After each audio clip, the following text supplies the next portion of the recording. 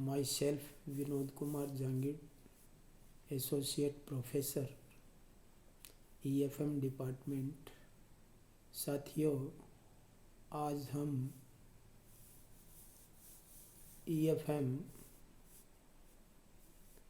Paper first BCom part first के विषय में चर्चा करेंगे, जिसका मुख्य टॉपिक आर्थिक समस्या अर्थात आर्थिक समस्या क्या है। जैसे कि अर्थशास्त्र में हम जानते हैं कि मनुष्य की आवश्यकताएं अनंत होती है, लेकिन साधन सीमित होते हैं और जो भी साधन होते हैं उनके वैकल्पिक प्रयोग भी होते हैं। इच्छाओं की या आवश्यकताओं की तीव्रता में भी भिन्नता पाई जाती है। इस कारण मानव का स्वभाव इस प्रकार का बन जाता है कि कौन सी आवश्यकताएं पहले पूरा करे, कौन सी आवश्यकताओं को बाद में पूरा करे। इसको मुख्य रूप से एक प्राथमिकता निर्धारण करनी पड़ती है। यही जो चुनाव करने की जो समस्या या चयन करने की समस्या है, मूल रूप से अर्थशास्त्र में इसे ही आर्थिक समस्या का नाम दिया जाता है। संक्षेप में आर्थिक समस्या साधनों के मितव्ययतापूर्ण उपयोग की समस्या है, या दूसरे रूप में हम कह सकते हैं कि आर्थिक समस्या चुनाव की समस्या भी हो सकती है। इसलिए आर्थिक समस्या का संबंध मुख्य रूप से केवल वर्तमान साधनों के वितरण या आवंटन से ही नहीं, बल्कि भविष्य में साधनों के विकास और उनके विवेकपूर्ण उपयोग से भी संबंधित होता है।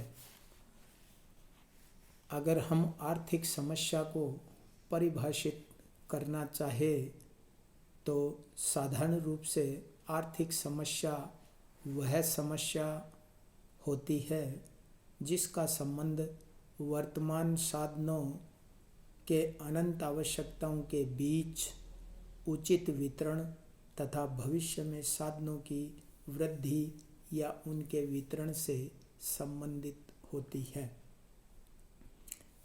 साधारणतया हम कह सकते हैं, कुछ अर्थशास्त्रियों के अनुसार भी, कि आर्थिक समस्या को प्रोफेसर रॉबिन्स ने मानवीय क्रियाओं का आर्थिक पहलू कहा है।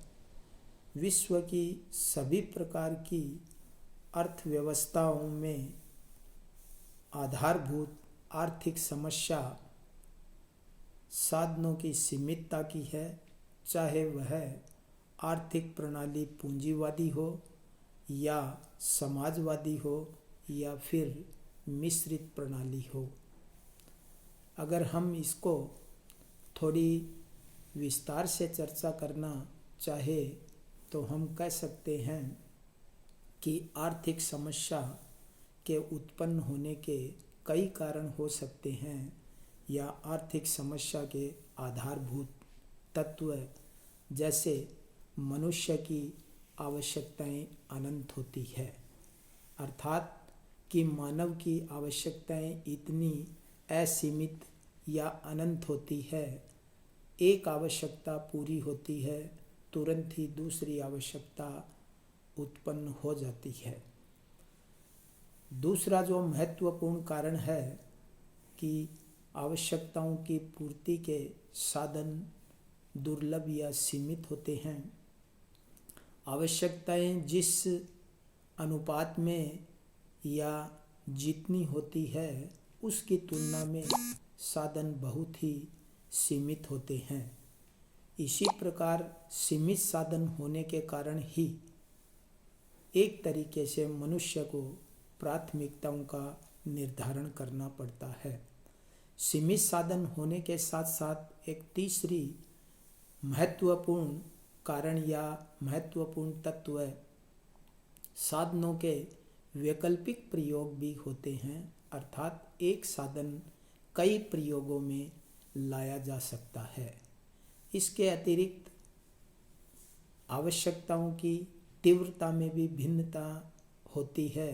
कुछ आवश्यकताएं ऐसी होती है कि जिनको तुरंत पूरा करना पड़ता है, कुछ आवश्यकताएं ऐसी होती है कि जिन्हें कुछ समय के पश्चात भी पूरा किया जा सकता है।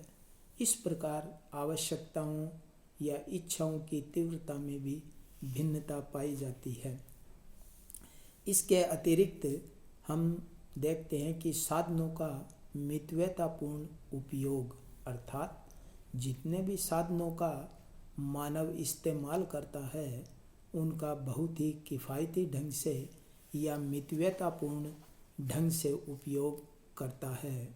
इसके अलावा अगर हम अन्य तत्वों की तरफ भी ध्यान दें तो दूसरा जो इसके अलावा जो तत्व हो सकता है विवेकपूर्ण चयन का, अर्थात जब भी मनुष्य, अर्थात कि जैसे अनंत आवश्यकताएं होती है, आवश्यकताओं की पूर्ति के साधन सीमित होते हैं और जो साधन होते हैं उनके भी वैकल्पिक प्रयोग होते हैं।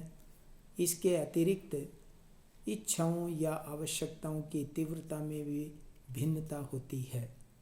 इन सभी साधनों और सभी बातों से प्रभावित होकर मानव का व्यवहार एक तरीके से प्राथमिकता का निर्धारण करना होता है कि कौन सी आवश्यकताओं को उपलब्ध साधनों से पहले पूरा किया जाए और कौन सी आवश्यकताओं को बाद में पूरा किया जाए। तो इस प्रकार विवेकपूर्ण चयन की समस्या होती है कि अर्थात उपलब्ध साधनों से उसको निर्णय लेना होता है कि किस आवश्यकताओं को पहले पूरा किया जाए और किस आवश्यकता को बाद में पूरा किया जाए। साधारणतया या सामान्यतया हम कह सकते हैं कि अर्थशास्त्र में जो चयन करने की समस्या या चॉइस मेकिंग की समस्या या निर्णय लेने की जो बात है या जो तत्व है, यही अर्थशास्त्र में आर्थिक समस्या के नाम से जाना जाता है। इसके अतिरिक्त एक और आधारभूत तत्व हो सकता है आर्थिक विकास एवं वृद्धि का, कि हम आवश्यकताओं को इस प्रकार से पूरा करते हैं कि या उनका चयन इस प्रकार से किया जाता है विवेकपूर्ण ढंग से कि जिससे इनका संबंध केवल वर्तमान में ही नहीं होता बल्कि भविष्य में भी ऐसी समस्याओं से मानव को जूझना पड़ता है। तो इस प्रकार मानव की जो प्रकृति है वह परिवर्तनशील होती है और आवश्यकताएं निरंतर बदलती रहती है। उनका आकार और स्वरूप भी एक तरीके से बदलता रहता है। तो मनुष्य मुख्य रूप से जो संसाधनों के अनुरक्षण या विकास की समस्या भी महत्वपूर्ण बन जाती है कि किस प्रकार से संसाधनों का मेंटेनेंस किया जाए या किस प्रकार से उनका विकास किया जाए।